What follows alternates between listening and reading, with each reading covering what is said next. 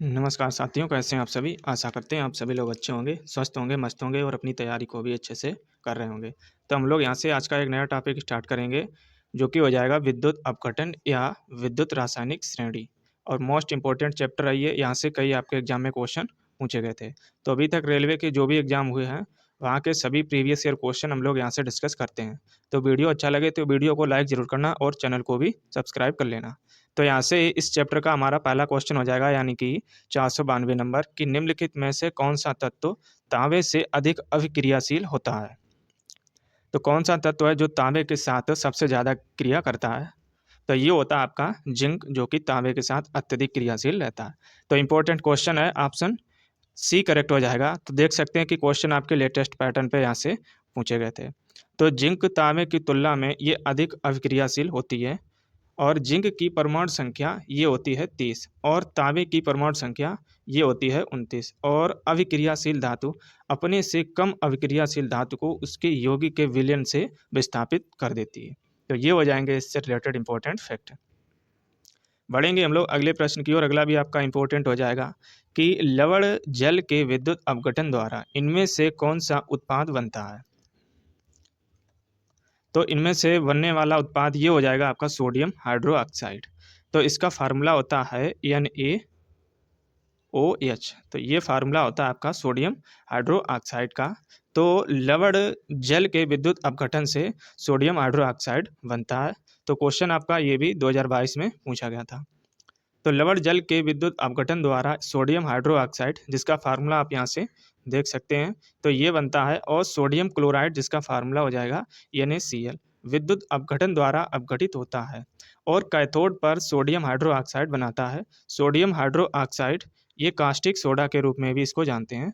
तो इसको क्या कहते हैं? Caustic soda. और इसका यूज हम लोग लुगदी और कागज के कपड़े, पीने के जल, साबुन और डिटर्जेंट के निर्माण में इसका यूज करते हैं। वहीं चिकित्सा के क्षेत्र में उपयोग बीमारियों के उपचार में, रोकथाम और सुधार के लिए भी इसका यूज हम लोग करते हैं। तो ये हो जाएंगे इससे रिलेटेड इंपॉर्टेंट फैक्ट। और फ्रेंड्स, इससे पहले हम लोगों ने 79 क्लास में बायोलॉजी की डिस्कस की हैं।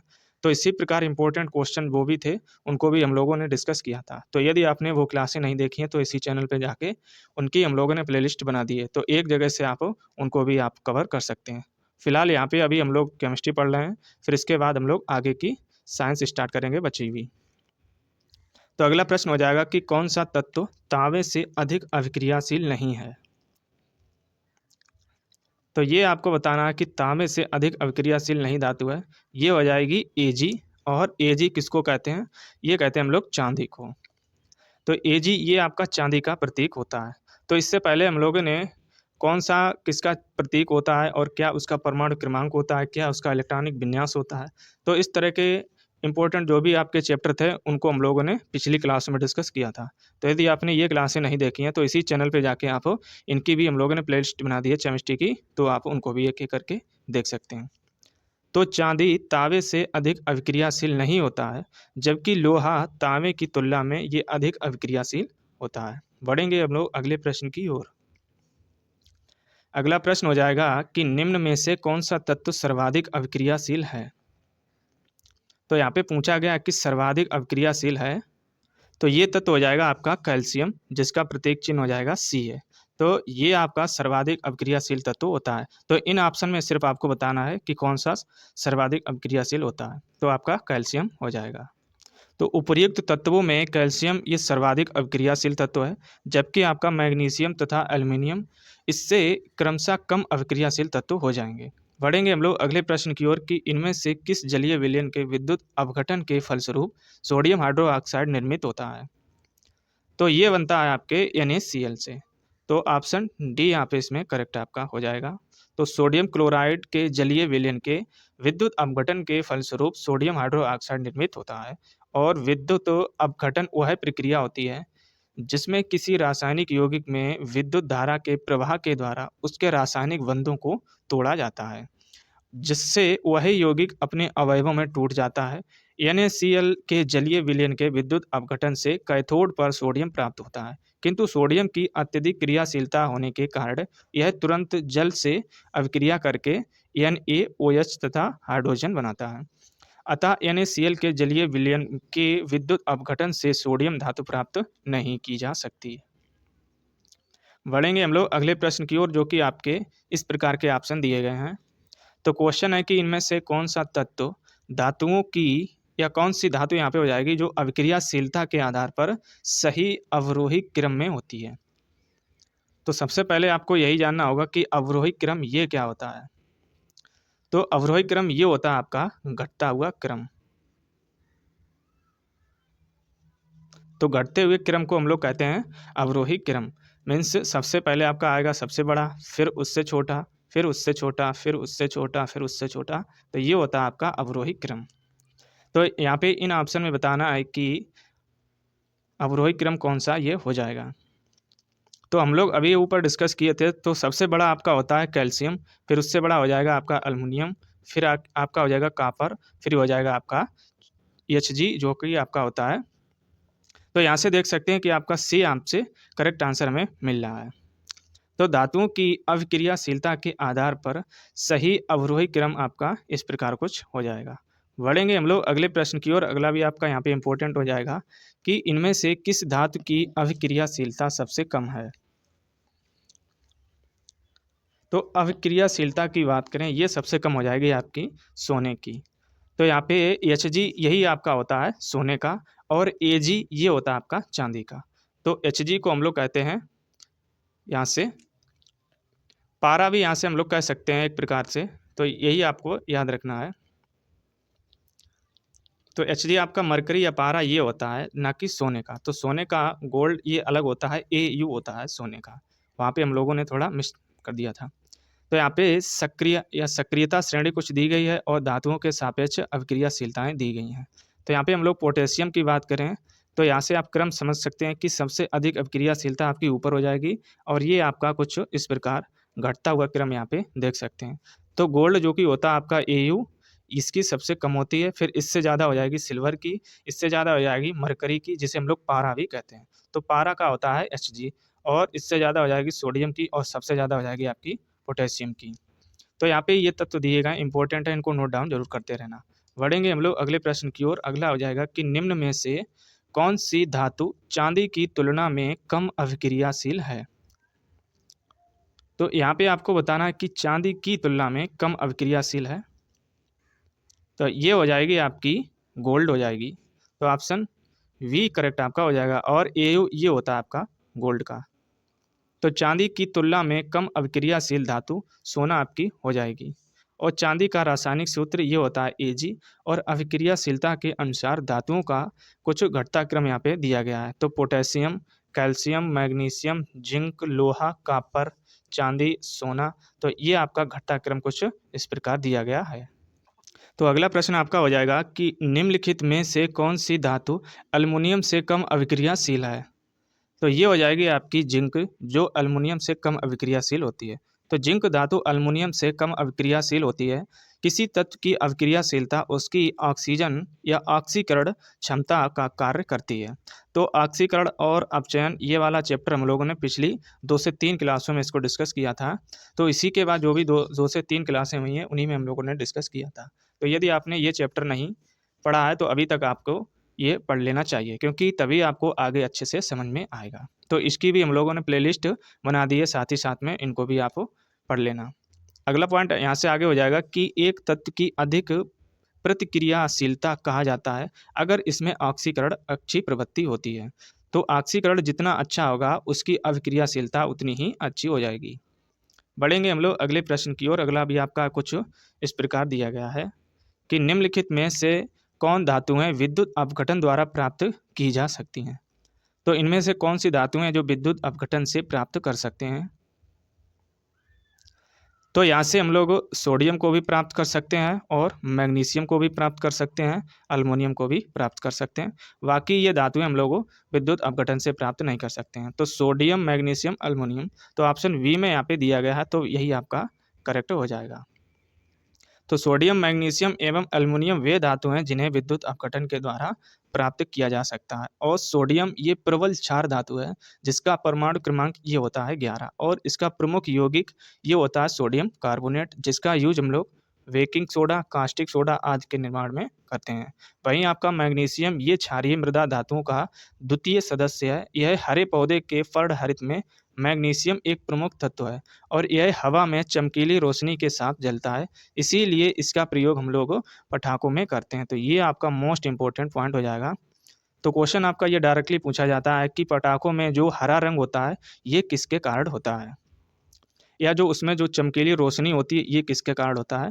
तो ये होता है आपके मैग्नीशियम के कारण। तो ये मोस्ट इंपॉर्टेंट पॉइंट है, एग्जामिनर डायरेक्टली ये पूछ लेता है। तो आगे हो जाएगा कि एल्युमिनियम ये चमकदार सफ़ेद रंग का अचुंबकीय धातु है जिसका परमाणु होता है 13। तो यहाँ से आपके ये 2 से लगभग 3 मोस्ट इंपॉर्टेंट पॉइंट यहाँ से मिल जाएंगे, इनको नोट डाउन कर लेना। आगे हो सकता है कि यहाँ से क्वेश्चन एग्जामिनर पूछ ले, और इसीलिए हम लोग यहाँ से इसके इम्पोर्टेंट फैक्ट डिस्कस करके चलते हैं, क्योंकि इन फैक्ट से रिलेटेड आपके एग्जाम में क्वेश्चन बने हुए हैं। तो हम नहीं चाहते हैं कि आपके किसी प्रकार का क्वेश्चन आपका छूट जाए। हम यही सब चाहेंगे कि आपका क्वेश्चन बनना चाहिए, चाहे इंपॉर्टेंट फैक्ट से बने या यही क्वेश्चन आपके हूबहू देखने को मिलें। और सबसे ज़्यादा रेलवे अपने प्रीवियस ईयर क्वेश्चन रिपीट करती है, तो इस हिसाब से इन क्वेश्चनों पे भी आपको नज़र रखनी है और इनके फैक्ट पे भी रखनी है। तो यहाँ से प्रश्न हो जाएगा कि निम्नलिखित में से कौन सा कथन सही नहीं है। मीन्स यहाँ पे गलत कथन का आपको चयन करना है। तो यहाँ पे ए ऑप्शन और बी ऑप्शन, सी और डी ये 4 ऑप्शन दिए गए। यहाँ पे इन ऑप्शनों में बताना है कि कौन सा गलत हो जाएगा। तो हम लोग एक एक ऑप्शन यहाँ पे देखेंगे कि अवक्रियाशीलता श्रेणी में सबसे ऊपर स्थित धातुएं उनके यौगिक के विद्युत अपघटनी अपचयन द्वारा प्राप्त की जा सकती हैं, ये आपका सही हो जाएगा। ऑप्शन बी है कि अवक्रियाशीलता श्रेणी एक सूची और जिसमें धातुओं को उनकी अवक्रियाशीलता के अवरोही क्रम में व्यवस्थित किया गया है, तो ये भी आपका सही हो जाएगा। अगला ऑप्शन है कि अवक्रियाशीलता श्रेणी के मध्य में मौजूद धातुएं अल्प अवक्रियाशील होती हैं, ये भी सही हो जाएगा।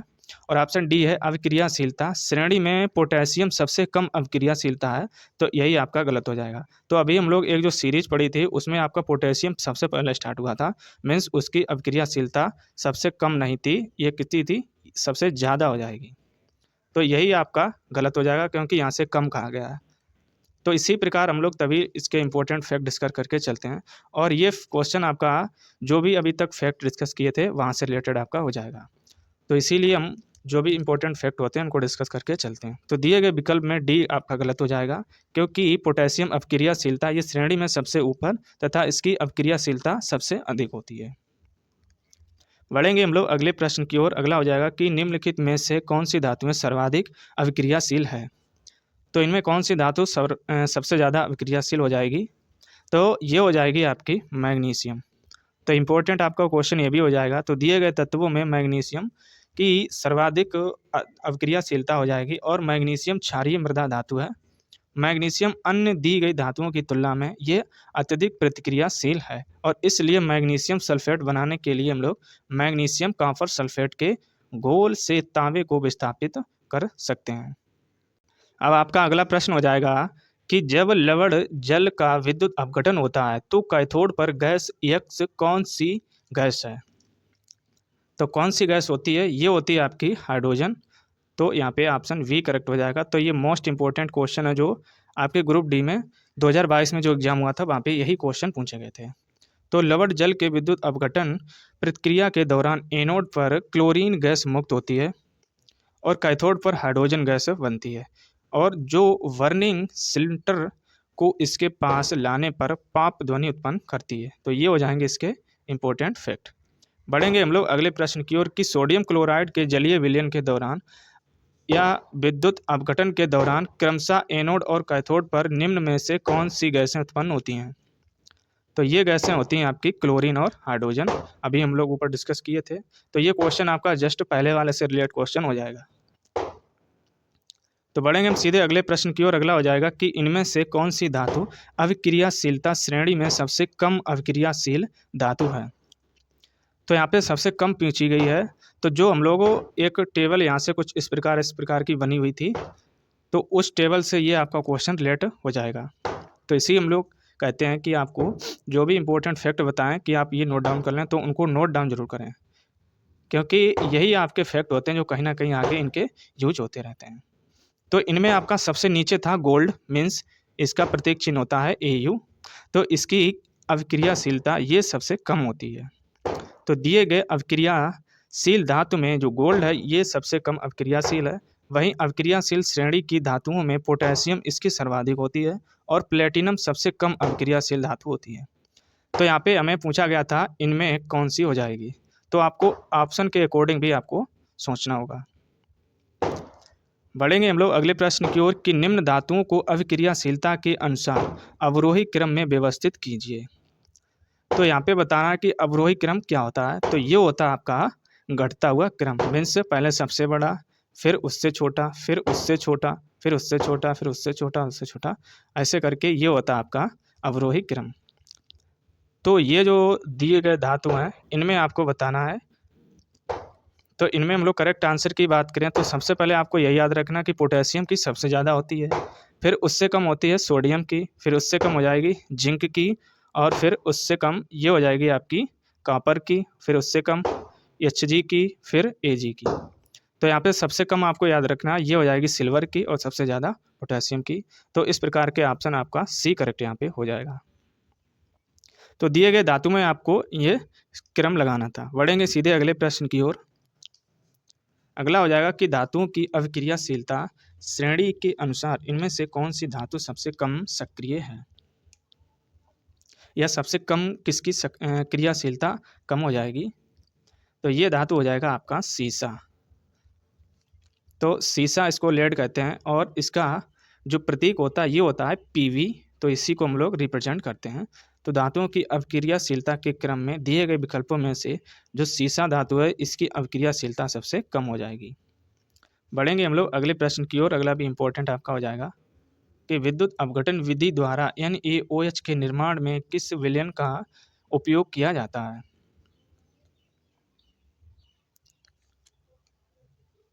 तो इसमें आपका करेक्ट आंसर हो जाएगा ऑप्शन ए आपका करेक्ट हो जाएगा। तो लवण जल इसका यूज करके हम लोग OH का निर्माण करते हैं, तो जो कि अभी हम लोग पिछले वाले क्वेश्चन में भी इसको डिस्कस किए थे।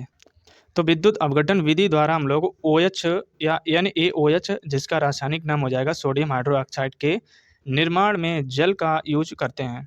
और NaOH एक अकार्बनिक यौगिक है जिसे कास्टिक सोडा के रूप में भी जानते हैं। और NaOH का यूज हम लोग लुगदी और कागज़, कपड़ा, पीने का पानी, साबुन, डिटर्जेंट आदि के निर्माण में इसका यूज करते हैं। और जब सोडियम हाइड्रोक्साइड पानी और संबंधित लवण बनाने के लिए प्रोटिक एसिड या हाइड्रोक्लोरिक एसिड के साथ प्रतिक्रिया करता है तो सोडियम क्लोराइड बनाता है और जिससे आपका लवण जल कहते हैं। तो ये हो जाएंगे इसके इंपॉर्टेंट फैक्ट। बढ़ेंगे हम लोग अगले प्रश्न की ओर। अगला हो जाएगा कि विद्युत का यूज करके जल के ऑक्सीजन और हाइड्रोजन गैस के रूप में अपघटन में प्रतिक्रिया को क्या कहा जाता है। तो इसे हम लोग कहते हैं कि जल का विद्युत अपघटन। तो ऑप्शन सी यहाँ पे इसमें करेक्ट हो जाएगा और यही भी हमारा चैप्टर भी है। तो यहाँ से हमें समझना है कि विद्युत का उपयोग करके जल के ऑक्सीजन और हाइड्रोजन गैस के रूप में अपघटन की प्रतिक्रिया को जल का विद्युत अपघटन कहते हैं। बढ़ेंगे अगले प्रश्न की ओर कि घटती हुई प्रतिक्रिया के क्रम में व्यवस्थित आम धातुओं को इस प्रकार से जाना जाता है। तो ये आपका इंपॉर्टेंट क्वेश्चन हो जाएगा क्योंकि यहाँ से एलपीएन टेक्नीशियन में भी क्वेश्चन पूछे गए थे। तो इसे हम लोग कहते हैं गतिविधि श्रृंखला। ऑप्शन सी यहाँ पे करेक्ट आपका हो जाएगा।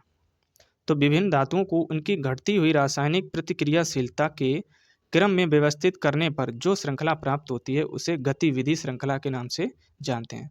और धातुओं की घटती हुई रासायनिक प्रतिक्रियाशीलता के आधार पर धातुओं की गतिविधियां श्रृंखला निम्नवत आपकी ये हो जाएंगी। तो यहाँ पे कुछ घटता हुआ यहाँ पे क्रम दिया गया है, तो आप इनका स्क्रीनशॉट ले सकते हैं। यहाँ से अभी तक जो भी हम लोगों ने क्वेश्चन डिस्कस किए थे इन्हीं सीरीज से आपके बन जाएंगे। तो ये आपकी मोस्ट इंपॉर्टेंट आपकी हो जाएगी। तो यहाँ पे सबसे पहले आपको यही याद रखना कि जो लिथियम होता है इसकी सबसे अधिक हो जाएगी और गोल्ड Au होता है इसकी सबसे कम हो जाएगी। यहाँ से सबसे अधिक लिथियम की और सबसे कम गोल्ड की। तो जो धातु इस श्रृंखला में सबसे ऊपर या आगे होती है वे अपने से नीचे वाली धातुओं को उनके लवण के जलीय विलयन से विस्थापित कर देती हैं। तो यहाँ से ये आपको रिएक्शन देख सकते हैं। बढ़ेंगे अगले प्रश्न की ओर। अगला हो जाएगा कि यदि घोल से धातु ए धातु V को प्रतिस्थापित करती है तो धातु ए आपकी हो जाएगी। तो ये वी की तुलना में अत्यधिक क्रियाशील हो जाएगी, तभी आपको ये विस्थापित कर पाएगी। तो ऑप्शन यहाँ पे ए आपका करेक्ट हो जाएगा। Most important question LPN technician में आपका पूछा गया था।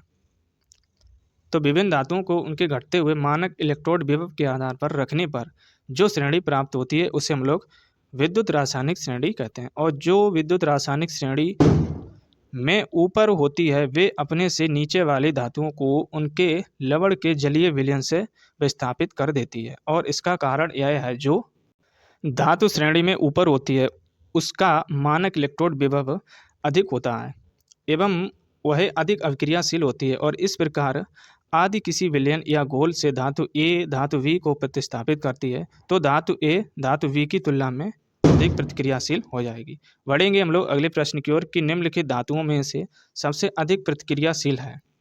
तो ये होती है आपकी कैल्शियम। तो जो अभी हम लोगों ने सीरीज एक लंबी देखी थी, वहाँ से ये क्वेश्चन आप कर सकते हैं। बढ़ेंगे हम लोग सीधे अगले प्रश्न की ओर, जो कि आप इनफैक्ट हम लोग ऊपर डिस्कस किए थे। अगला आपका मोस्ट इंपॉर्टेंट क्वेश्चन ये हो जाएगा, एनटीपीसी में पूछा गया था। तो एनोडाइजिंग प्रक्रिया में किस अम्ल का यूज करते हैं? तो ये यूज करते हैं हम लोग तनु सल्फ्यूरिक एसिड का। तो ऑप्शन वी करेक्ट आपका हो जाएगा।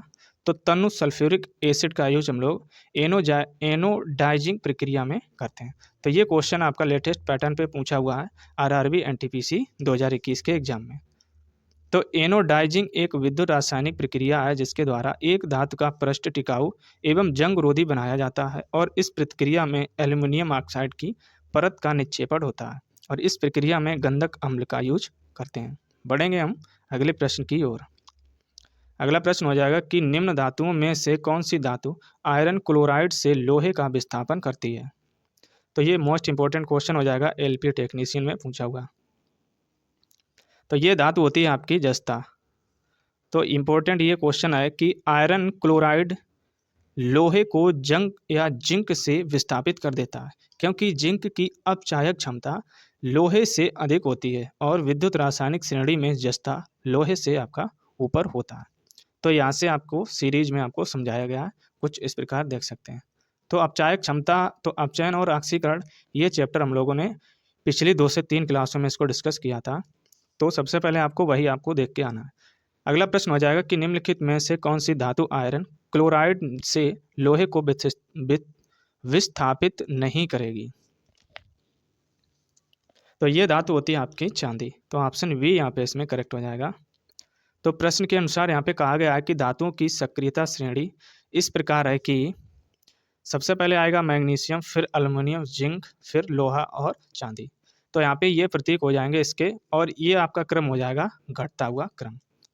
तो हम जानते हैं कि सक्रियता श्रेणी में सिल्वर का स्थान आयरन के बाद आता है। तो यहाँ से हम देख सकते हैं कि सिल्वर, यहाँ से ये वाली सिल्वर हो जाएगी, और ये हो जाएगा आपका आयरन लोहा। तो इसके बाद ये वाला आया है, अर्थात सिल्वर आयरन से कम अभिक्रियाशील है, अतः यह आयरन क्लोराइड से आयरन को विस्थापित नहीं कर पाएगी। बढ़ेंगे हम लोग अगले प्रश्न की ओर। यहाँ पे कहा गया कि जल मिश्रित HCl के साथ प्रतिक्रिया नहीं करता है। तो इन ऑप्शन में बताना है कौन सी धातु जल मिश्रित HCl के साथ प्रतिक्रिया नहीं करता है। तो ये होता है आपका कापर। तो ऑप्शन वी यहाँ पे करेक्ट हो जाएगा। तो सक्रियता श्रेणी में कापर का स्थान हाइड्रोजन से नीचे, अतः कापर जल मिश्रित ये हो जाएगा आपका हाइड्रोक्लोरिक अम्ल से हाइड्रोजन विस्थापित नहीं कर पाता, इसलिए कापर HCl के साथ अभिक्रिया नहीं करता है। तो ये हो जाएंगे इसके इंपॉर्टेंट फैक्ट।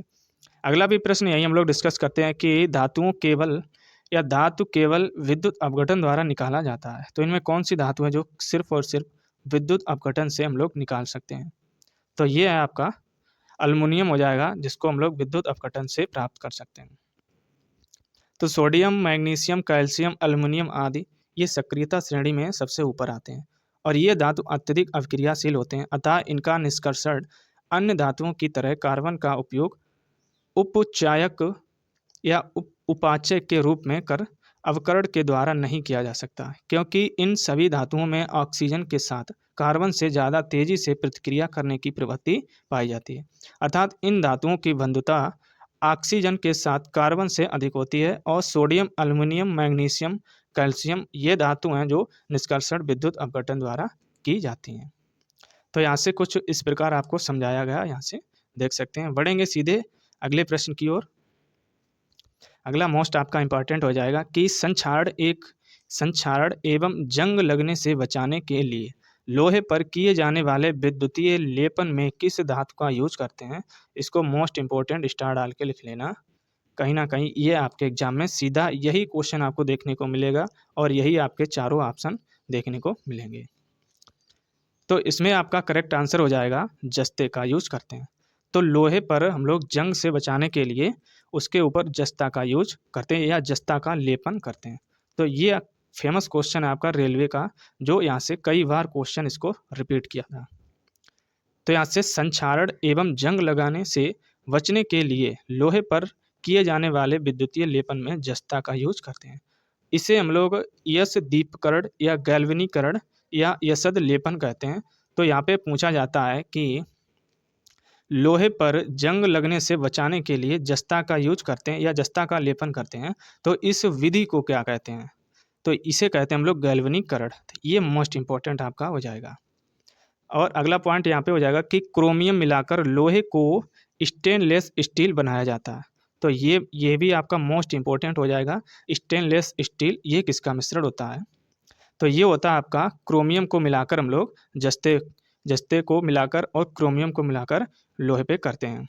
और स्टेनलेस स्टील बनाने में लोहा, क्रोमियम, निकेल तथा कार्बन का यूज करते हैं। तो यहाँ से इन चार का यूज हम लोग स्टेनलेस स्टील बनाने के लिए करते हैं।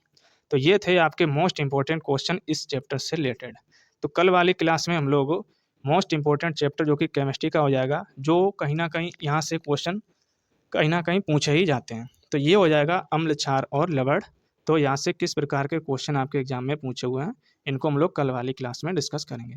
तो वीडियो आपको कैसा लगता है ये आपको कमेंट बॉक्स में कमेंट करके जरूर बताना, और ये क्वेश्चन आपको कैसे लगते हैं ये भी आपको कमेंट बॉक्स में कमेंट करके बताना।